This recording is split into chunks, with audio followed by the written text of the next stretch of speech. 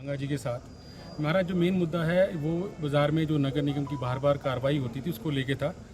तो आज जिस तरह हमारा अब ये शहर में फेस्टिव सीज़न चल रहा है, हमारे त्योहारी सीज़न है, तो हम इसको लेके मिले क्योंकि अगर बार बार नगर निगम की टीम बाज़ार में आएगी तो दुकानदारों में पैनिक हो जाता है और उनके जाने के बाद कस्टमर भी वहाँ से चला जाता है।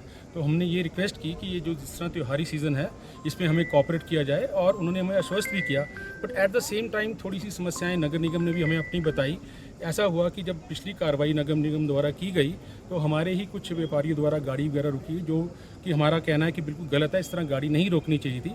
हमने उसके लिए भी कमिश्नर साहब से अपॉलॉजी भी की। हमने बोला कि अगर हमारे किसी व्यापारी से इस तरह की कोई गलती हुई है तो हम उसकी बिहाफ पे हम माफ़ी मांगते हैं, लेकिन हम ये चाहते हैं कि भविष्य में हमें आराम से बिजनेस करने दिया जाए। और उन्होंने हमें आश्वस्त किया है कि जो त्योहारी सीज़न है अब व्यापारी अपनी मर्यादा में आके बिजनेस करेगा और नगर निगम उसको पूरा कॉपरेट करेगा। नगर निगम कह रहा है सर कि जो अवैध रूप से वहाँ पर बैठे हैं, क्या आप चाहते हैं कि वो लोग वहाँ पर बैठे रहें?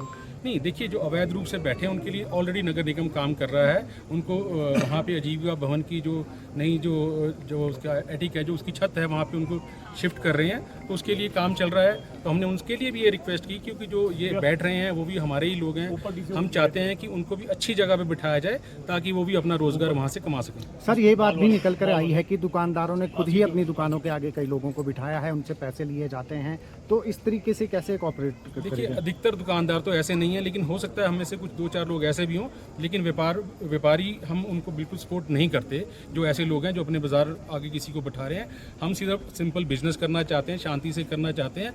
और व्यापारी वो वर्ग है जो सरकार को पूरा रेवेन्यू एकत्र करके दे रहा है। कोई छुट्टी आती है, हम अपने घर पे नहीं बैठ सकते। दिवाली में सबको हॉलीडेज मिलते हैं, हमारे व्यापारी डबल काम करते हैं।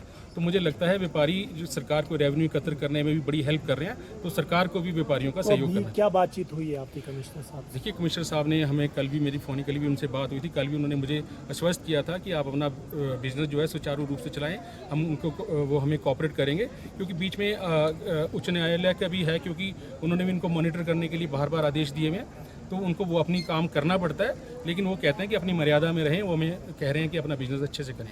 कोई स्थायी समाधान की आपने बात रखी है, क्योंकि बार बार ये समस्या रहती है शिमला लोअर बाजार की खासतौर पर? देखिए, जैसे उन्होंने कहा कि जब ये हॉकर्स का यहाँ से ये शिफ्ट कर देंगे तो उसके बाद दिक्कत नहीं रहेगी। तो मुझे लगता है कि अभी फ़िलहाल तो फेस्टिव सीज़न है।